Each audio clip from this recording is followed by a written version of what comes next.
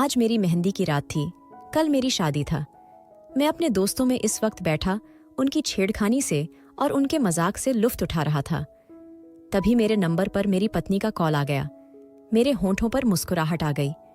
मैंने मोबाइल कान के साथ लगाया, साइड जाकर उसे कहने लगा, क्या बात है?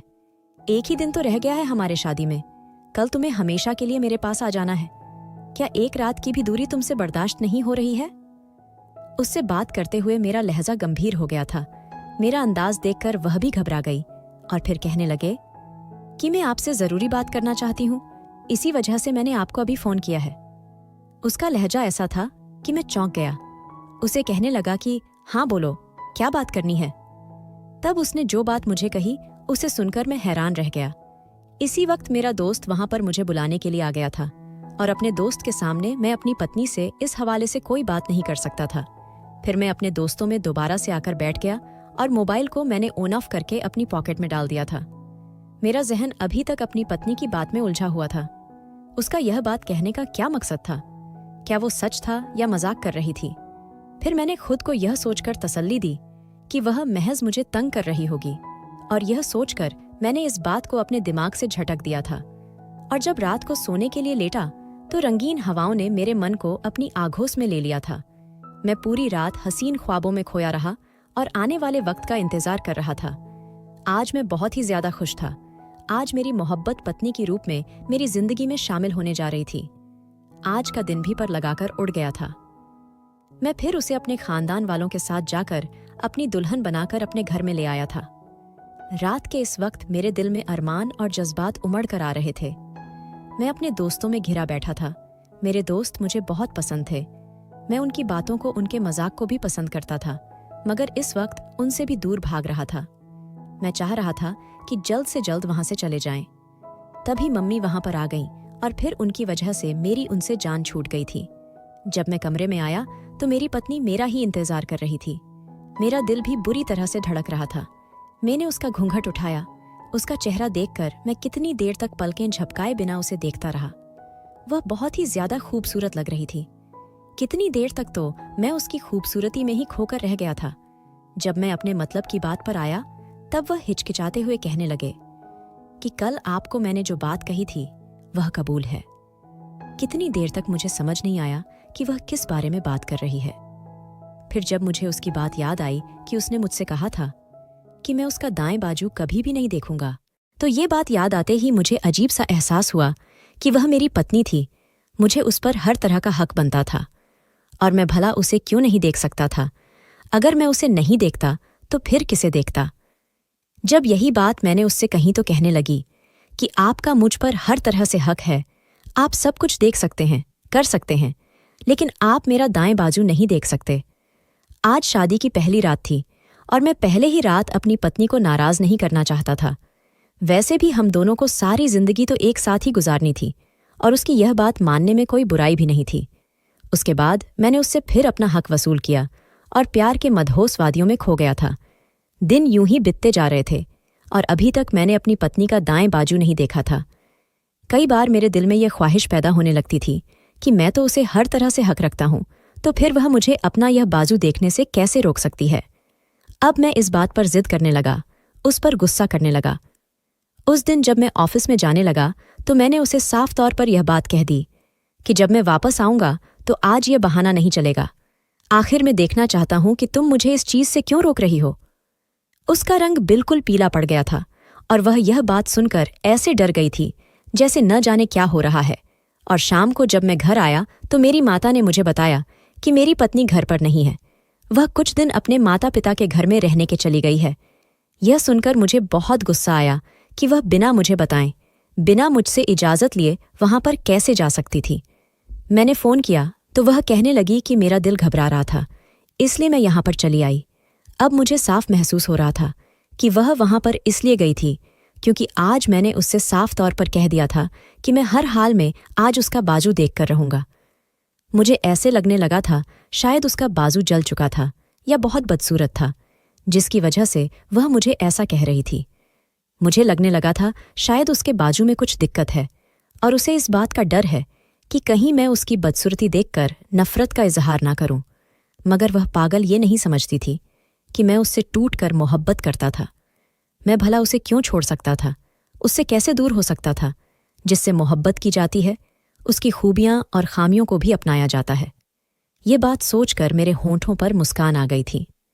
अब मैंने सोचा कि अब जब वह घर पर आएगी तो मैं उससे प्यार से समझा दूंगा कि अगर उसमें कोई कमी है तो भी मुझे इस चीज़ से कोई दिक्कत नहीं है। और फिर कुछ दिनों तक जब वह यहाँ पर वापस नहीं आई तो अब की बार मैं झंझलाए हुए अंदाज में खुद ही उसके माता पिता के घर चला गया था। जब वहां पहुंचा तो अपनी सास की बात सुनकर मैं हैरान रह गया। वह कहने लगी कि तुम्हारी पत्नी तो थोड़ी ही देर पहले घर से निकली है, अब तो वह घर में पहुंच चुकी होगी। उनकी बात सुनकर थोड़ी देर में वहां पर रुका और फिर वापस आ गया। जब अपनी मां से मैंने अपनी पत्नी के बारे में पूछा तो कहने लगे कि मैं उसके बारे में कुछ भी नहीं जानती, वह तो अपने माता पिता के घर गई है। तुम वहां से पता करो, हो सकता है वह जानते हो कि वह इस वक्त कहाँ है। अब यह बात सुनकर मेरा मुंह खुले का खुला रह गया था। मेरी पत्नी अपने मायके में भी नहीं थी और जबकि घर पर भी अभी तक नहीं पहुंची थी। उसे तो वहां से निकाले हुए काफी देर हो गई थी। उसे अब तक यहां पर आ जाना चाहिए था, मगर वह कहाँ थी। मेरे दिल में शक बैठ गया था। अब मैंने पूरे घर में इधर उधर फिर रहा था। बार बार मैं उसका नंबर मिला रहा था मगर वह मेरी कॉल नहीं उठा रही थी। न जाने वह कहाँ थी। थोड़ी देर मुझे गुजरी थी कि अब मैं गाड़ी लेकर घर से निकलने वाला था। जब वह घर में दाखिल हो गई उसे देखकर मैंने अपने चेहरे के एक्सप्रेशन बहुत मुश्किल से नॉर्मल किए थे। फिर उससे पूछने लगा कि तुम कहाँ थी, कहाँ से आ रही हो। मेरा गुस्सा देखकर वह घबरा गई।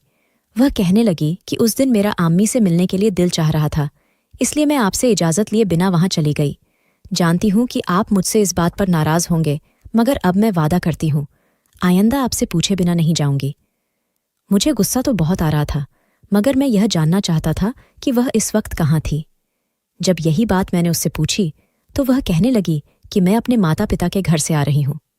मैं और कहाँ जाऊंगी, यह कहकर वह तो कमरे में चली गई थी, मगर मैं वहीं पर हैरत का बुत बना खड़ा रह गया था।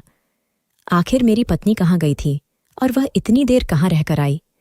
मेरे दिल में अजीबो गरीब शक पैदा हो रहे थे।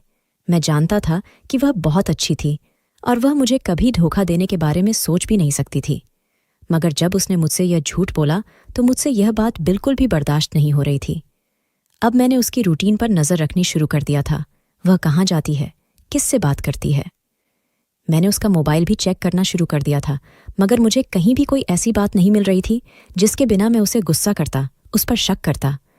आहिस्ता आहिस्ता मैं इस बात को भूलने लगा था। अब शादी को 1 महीना होने वाला था और अभी तक मैंने उसका बाजू नहीं देखा था। इस बात पर मुझे बहुत ही ज्यादा झिझक होती थी। मैंने उसे प्यार से हर तरह से समझाकर देख लिया। अगर तुम में कोई कमी है तो मुझे इस बात से कोई फर्क नहीं पड़ता, क्योंकि मैं तुमसे बहुत मोहब्बत करता हूं और तुम्हें मुझे अपनी हर एक बात बतानी चाहिए। मुझसे तुम्हें कुछ भी नहीं छुपाना चाहिए।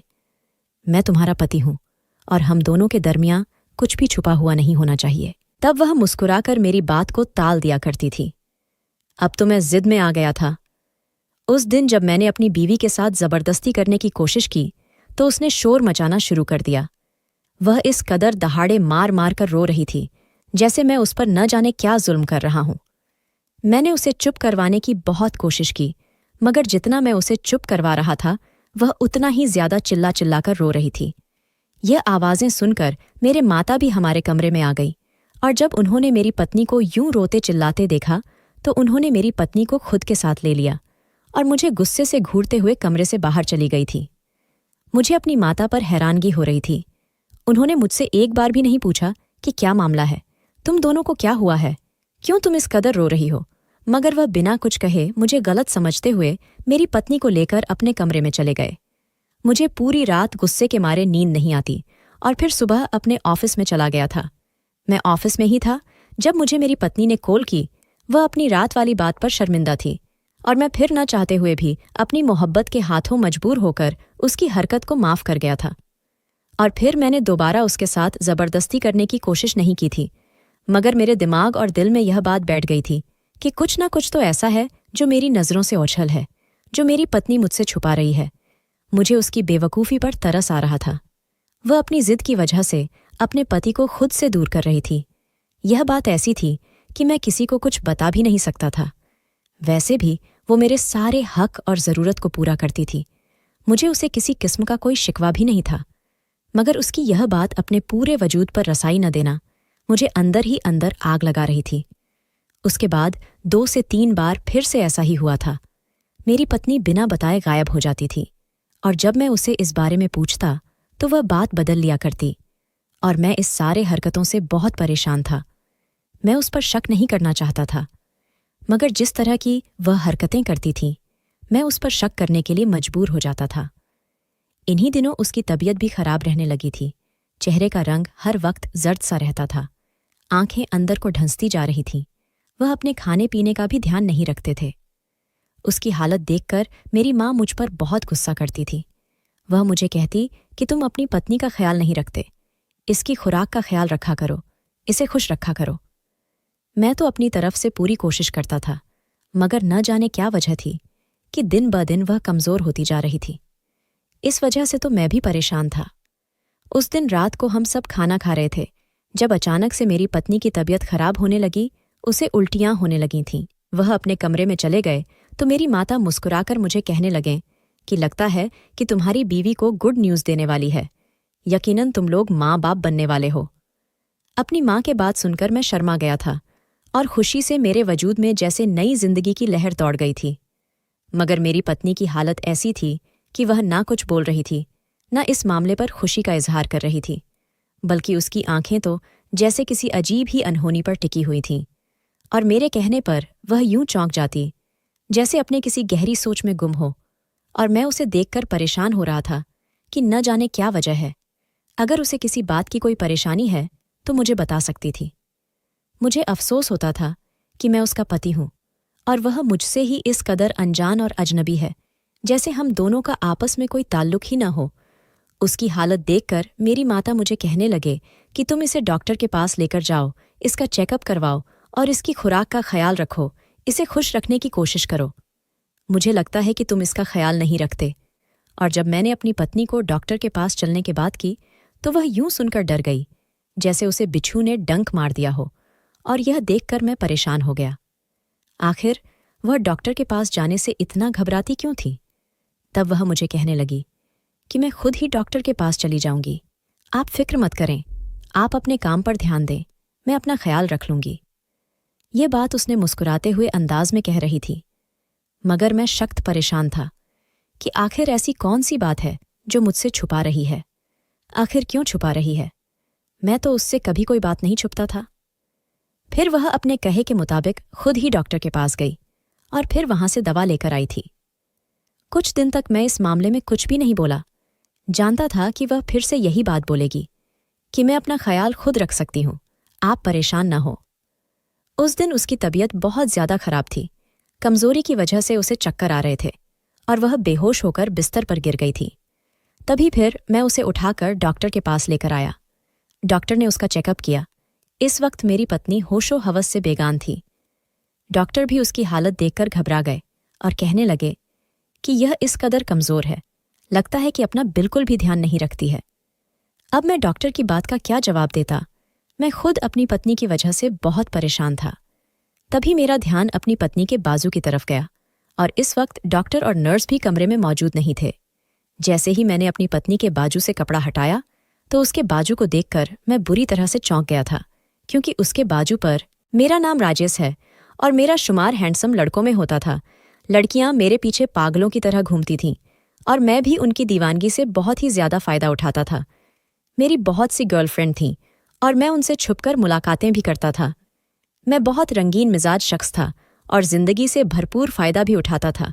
और जब भी कोई लड़की मेरे पीछे आती तो मैं पहले उसकी खूब तारीफ करता, उसे अपने जाल में फंसाने की कोशिश करता, और जब मेरा मतलब निकल जाता तो जिस तरह दूध में से मक्खी को निकालकर फेंक देते हैं, मैं उसी तरह अपनी जिंदगी से निकालता था। लड़कियां मुझसे इस बात पर इतराज भी नहीं कर सकती थीं, क्योंकि वह खुद ही मेरे पीछे आती थीं और मुझे काबू करने के चक्कर में बेलिबास होती थीं। फिर जब मैं उनसे फायदा उठा लेता तो आस्ता आहिस्ता वह मुझे शादी पर उकसाने लगती। मेरे इनकार पर फिर वह मुझसे खुद ही दूर हो जाती थी।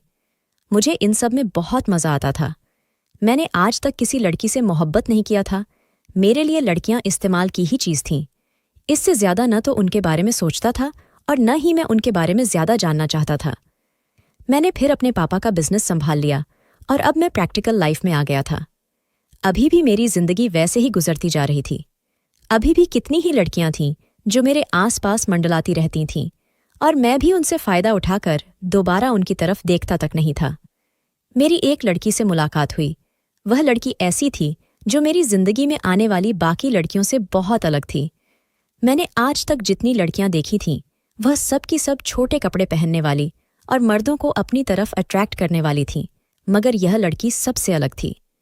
यह सलवार सूट में रहती थी और किसी की तरफ भी आंख उठाकर नहीं देखती थी। यह हमारे ऑफिस में जॉब करने के लिए आई थी। इसके पास तजर्बा नहीं था, मगर पहली ही नज़र में मुझे यह लड़की पसंद आ गई थी और मैं इस पर अपनी नीयत खराब कर बैठा था। इसलिए मैंने ऑफिस में इसे जवाब दे दिया था, जबकि इसके साथ मुझे काफ़ी ज़्यादा अपना दिमाग भी खापाना पड़ा था, क्योंकि ऐसे काम की समझ नहीं थी। यह लड़की अक्सर खोए खोए अंदाज में मेरे चेहरे की तरफ देखती रहती और मेरी आंखों में जैसे डूब से जाती थी, और यह सब देखकर मैं मुस्कुरा दिया करता था। मैं भी यही चाहता था कि वह बाकी लड़कियों की तरह खुद ही मेरी तरफ बढ़े और मुझसे अपनी मोहब्बत का इजहार करे, मगर वह मुझे पसंद करने के बावजूद भी अभी तक अपनी मोहब्बत का इजहार नहीं कर पाई थी। मैं जानता था कि वह कब तक अपने दिल को इस सब से रोक पाएगी। एक ना एक दिन उसे मुझे यह बताना ही पड़ेगा कि मेरे लिए उसके दिल में क्या है, और मैं उस दिन का इंतजार कर रहा था। उसे मेरे पास जॉब करते हुए 2 महीने का टाइम गुजर गया था। मैं उसके साथ बहुत की नरमी से बात करता था, उसे प्यार से समझाया करता। मैं जानता था कि वह इस सब की आदी हो जाएगी और खुद ही वह मेरी तरफ बढ़ेगी, मगर ऐसा नहीं हुआ। उसने ना तो मुझसे अपनी पसंदीदगी का इजहार किया था और ना ही अपना मेरे सामने पेश किया था। मैं हैरान परेशान था कि वह कैसी लड़की थी, वह बाकी लड़कियों से इस कदर अलग क्यों थी, वह क्यों अपना दिल हाथ पर रखकर नहीं फिरती थी। मैं जितना हैंडसम था, जितना अमीर था और जितना उससे प्यार से बात करता था, उसे तो अब तक मेरे बिस्तर की रानी बन जाना चाहिए था। मुझे अपनी तरफ लाने के लिए औरत जात के मुकाम से गिर जाना चाहिए था, मगर ऐसा नहीं हुआ। वह बवकर अंदाज में ऑफिस में आती, अब तक वह सलवार सूट में ही होती थी, और अब मैं उसको देखने के लिए बेचैन हो रहा था। मैं चाहता था कि कब मैं उससे हासिल करूं और उससे फ़ायदा उठाऊं।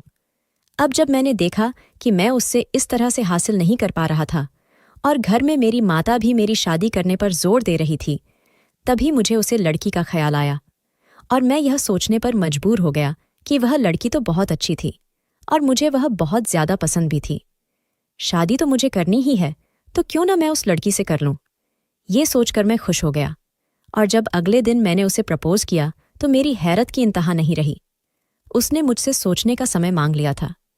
मैं हैरान था कि मुझ जैसे इंसान को कोई लड़की ऐसा कैसे कह सकती थी, मगर फिर यह सोचकर संभल गया कि हो सकता है उसे अपने घरवालों से बात करनी हो और उनसे बात करने के बाद उसे मुझे जवाब देना हो। एक दिन जब मैंने खुद ही इस बारे में पूछा तो वह हिचकिचाते हुए मुझे कहने लगी कि आप मुझे बहुत पसंद हैं और मैं आपसे बहुत मोहब्बत करती हूँ, मगर मैं आपसे शादी नहीं कर सकती। उसकी बात सुनकर मेरा मुंह खुले का खुला रह गया था। वह मुझे शादी करने से इनकार कर रही थी। मेरे जैसा मर्द जो अगर किसी लड़की को गर्लफ्रेंड बना लेता था तो इस बात पर भी फक्र महसूस करते थे, और मैं उस लड़की को अपनी पत्नी बनाने की बात कर रहा था और वह मुझे इनकार कर रही थी। अब मुझे उस पर बहुत गुस्सा आया, और जब मैंने उसे यह बात कही कि तुम मुझे शादी से इनकार क्यों कर रही हो, जानती हो तुम क्या कह रही हो, लड़कियां तो मेरे मुंह से यह बात सुनने के लिए तरस रही होती है, और जब मैं तुमसे यह बात कह रहा हूं और तुम मुझे इनकार कर रही हो, तब वह सर झुकाकर रह गई थी। फिर कहने लगी कि मेरी कुछ मजबूरियां हैं, मैं इस वजह से आपसे शादी नहीं कर सकती। मगर अब मैं भी जिद पर आ गया था और मैंने उसे साफ तौर पर कह दिया, शादी करूंगा तो मैं तुमसे ही करूंगा। फिर आहिस्ता आहिस्ता वह मेरी मोहब्बत में पागल होने लगी थी। एक दिन उसने शादी के लिए हाँ कर दी थी। अब मेरे लिए उसके बिना रहना नामुमकिन था। तभी मैंने घरवालों से कह दिया कि मेरी जल्द से जल्द शादी की तैयारी करें, मगर उसकी यह बात कि मैं उसका बाजू नहीं देख सकता, यह बात मुझे बहुत ज्यादा हैरान करती थी कि आखिर इसमें ऐसा क्या राज है जो मुझसे छुपा रही है। मैं यह समझता था कि शायद उसमें ऐसा कोई नुकसान हो जो वह नहीं चाहती थी कि मैं उसके बारे में देखूं। अब जब मैंने उसके बाजू से कपड़ा हटाकर देखा तो उसके बाजू पर काले काले निशान बने हुए थे जो कि गोल दायरे में फैले हुए थे। यह देखकर मैं डर गया और तभी जब डॉक्टर को मैंने कमरे में बुलाया और उसे इन दागों के बारे में पूछा तो उसका मुंह भी खुले का खुला रह गया था। वह काफी देर तक गुमसुम रहे और फिर मुझे कहने लगे कि मैं जब तक इसके बारे में पूरी तौर पर चेकअप ना कर लूं, मैं आपको तब तक कुछ नहीं बता सकती। उसे मुझसे मेरी पत्नी की तबीयत के बारे में पूछा। मैंने उसे हर एक बात बताई।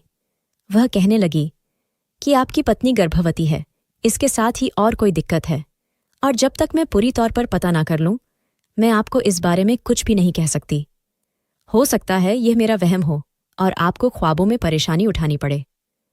मैंने डॉक्टर से बहुत पूछा, मगर उसने मुझे नहीं बताया और फिर मुझे कहने लगे कि आपको जब मैं कॉल करूं तब अपनी बीवी की रिपोर्ट लेने के लिए आ जाना है। उसके बाद मैं हक्का बक्का रह गया था। आखिर ऐसा क्या था जिसकी वजह से डॉक्टर परेशान हो गए थे? मुझे भी ऐसा लगने लगा था कि कोई खास बात है जिसको सुनकर मुझे गहरा सदमा लगने का अंदेशा है। तब मेरी पत्नी कुछ नहीं बता रही थी। जब मैंने उसके बाजू पर ये काले निशान देखे तो मुझे समझ नहीं आ रहा था कि ये सब क्या है। थोड़ी देर के बाद मेरी पत्नी को होश आ गया था और फिर मैं उसे लेकर घर आ गया। घर आने के बाद मैंने उसके साथ कुछ नहीं कहा। वह बहुत परेशान थी। उसकी हर दिशा में हलचल थी, पहले से भी ज्यादा कमजोर हो गई थी। मैं काम पर था जब माँ ने मुझे कॉल किया और कहने लगी कि तुम्हारी पत्नी को पता नहीं क्या हो गया है, वह बेहोश हो गई है। मैं तुरंत घर आ गया। मैं घर आया तो मेरी पत्नी अभी भी मुझसे नाराज थी। मुझे देखकर उसने अपने चेहरे का रुख बदल लिया था और अब वह मेरी शक्ल तक देखने की राजी नहीं थी। मैं उसके पास जाकर बैठ गया और उसके चेहरे की तरफ देखकर मैं फुट फुट कर रो पड़ा। तुमने मुझसे इतनी बड़ी बात क्यों छुपाई? तुमने मुझे सच क्यों नहीं बताया कि तुम्हें ब्लड कैंसर है, और वह भी आखिरी स्टेज पर? मेरे मुंह से यह बात सुनकर वह बेयकीनी और फटी फटी निगाहों से मुझे देखने लगी। काफी देर के बाद उसके मुंह से आवाज निकली, तुमको यह सब कैसे पता चला? तब मैंने उसे सारी बात बताई तो वह गुमसुम हो गई और गहरी सांस लेकर कहने लगी, मैं भी इस बारे में बेखबर थी।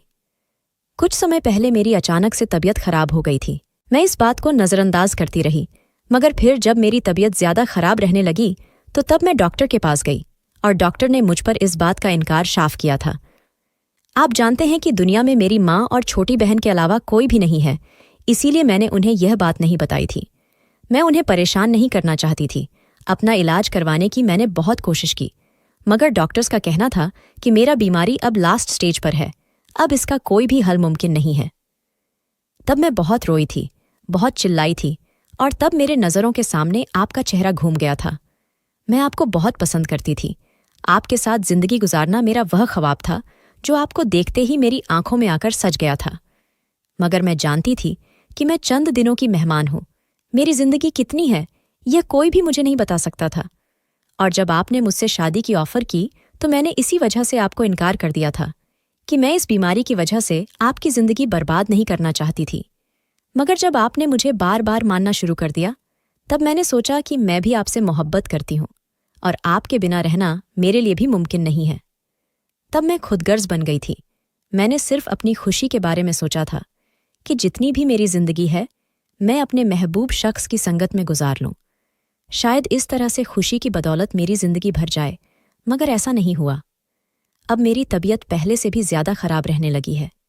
ये बीमारी मेरे बाजू पर जाहिर हो गई थी, इसलिए मैं आपसे छुपा रही थी, और अब तो मेरे वजूद में एक नई जिंदगी भी पल रही है। डॉक्टर का कहना है कि मुझे इतनी जल्दी अब बच्चे को जन्म नहीं देना चाहिए था, क्योंकि इस तरह से मेरी अपनी जिंदगी के चांसेस और कम हो गए हैं। इतना कहकर वह फूट फूट कर रो पड़ी थी और मेरी आंखों से भी आंसू बह रहे थे। मैं उसका इलाज करवाने के लिए किसी भी हद तक जा सकता था, पैसे की तरह पानी बहा सकता था, और फिर मैंने ऐसा किया भी। मैं बहुत सारी जगह पर गया, बड़े से बड़े डॉक्टर से बात की, मगर हर तरफ से मुझे मायूसी का सामना करना पड़ा। कोई भी मेरी पत्नी का इलाज करने के लिए तैयार नहीं था। सबका कहना था कि यह बीमारी आखिरी स्टेज पर है और इसका कोई हल नहीं है। मैं थके हारे कदमों से घर वापस लौट आया था और अब पल पल जी रहा था, पल पल मर रहा था। अपने सारे गुनाह मेरी आंखों के सामने घूम रहे थे। शादी मेरी गुनाहों की सजा ही ठीक है। मैं जिस लड़की से सबसे ज्यादा मोहब्बत करता था उस लड़की को मैंने हासिल भी कर लिया था, मगर मैं उसके साथ ज्यादा वक्त नहीं गुजार सकता था, और इससे बढ़कर मेरे लिए और क्या सजा हो सकती थी। फिर एक दिन मेरी पत्नी ने एक बेटी को जन्म दिया था। उस दिन उसकी तबीयत बहुत ही ज्यादा बिगड़ गई थी। किसी तरह से भी उसकी तबीयत संभालने में नहीं आ रही थी। और फिर जिंदगी और मौत के दरमियान जंग लड़ते हुए वह जिंदगी के बाजी हार गई थी। मुझे और अपने बेटे को अकेला छोड़कर चले गए थे। तब मैं फूट फूट कर आया था। कितने दिनों तक मैंने अपनी बेटी की शक्ल भी नहीं देखी थी। और फिर एक दिन माँ ने मेरी बेटी को मेरे गोद में रख दिया और मुझे कहने लगी कि इसका क्या कसूर है। पैदा होते ही इसकी माँ इससे छीन गई और बाप होते हुए भी इसका चेहरा नहीं देख रहा। तुम इसे किस बात की सजा दे रहे हो? तब मैंने अपनी बेटी को खुद के साथ लगाकर बहुत ज्यादा रोया था और अब मैंने सोच लिया था कि मैं अपनी सारी जिंदगी अपनी पत्नी की यादों में बिता दूंगा और कभी भी दूसरी शादी नहीं करूंगा। मैंने अपनी बेटी की अच्छे संस्कार देने की हर मुमकिन कोशिश की थी और सभी कहते थे कि मेरी बेटी बहुत अच्छे संस्कार की मालिक है। मेरी माँ मुझे दूसरी शादी करने पर जोर देती, मगर मैं यह सोचता था कि अगर मैंने दूसरी शादी कर ली तो न जाने वह मेरी बेटी के साथ क्या सलूक करेगी। मेरी बेटी से वह मोहब्बत भी कर सकेगी या नहीं। ऐसा न हो कि मेरी बेटी की जिंदगी बर्बाद हो जाए और मैं फिर अपनी पत्नी को क्या मुंह दिखाऊंगा। मैं अपनी पत्नी से इस कदर मोहब्बत करता था कि उसकी यादों के सहारे बाकी की जिंदगी गुजार सकता था। किसी का चेहरा भी मेरी आंखों के सामने सजता नहीं था। मेरी माँ मुझे कह कहकर थक चुकी थी, मगर मैं उनकी बातें एक कान से सुनकर दूसरे कान से निकाल दिया करता था। शाम को जब मैं थका हारा घर वापस आता था और जब मेरी बेटी मुझे पापा कहते हुए मेरे साथ लिपट जाती थी तो मेरी सारी थकान उतर जाती थी। मैं जानता था कि इस रवैये से मैं अपनी माँ को तकलीफ दे रहा था। वह मुझे खुश देखना चाहती थी, मगर मैं भी दिल के हाथों मजबूर था। और जब तक कोई चेहरा मेरे दिल को पसंद नहीं जाता तब तक मैं किसी के साथ भी शादी करने के बारे में सोच भी नहीं सकता था। मैं जानता था कि मैं आने वाली लड़की को वह मोहब्बत नहीं दे सकूंगा जिसकी वह हकदार है। इसीलिए मैंने पहले अपने आप के संभलने का इंतजार कर रहा था, जब तक मेरा दिल पूरी तरह से संभल न जाता। मैं जिंदगी का नया फैसला नहीं ले सकता था। दोस्तों, अगर आपकी नज़र में कोई लड़की हो तो कमेंट करके ज़रूर बताएं और वीडियो को लाइक, चैनल को सब्सक्राइब ज़रूर करें।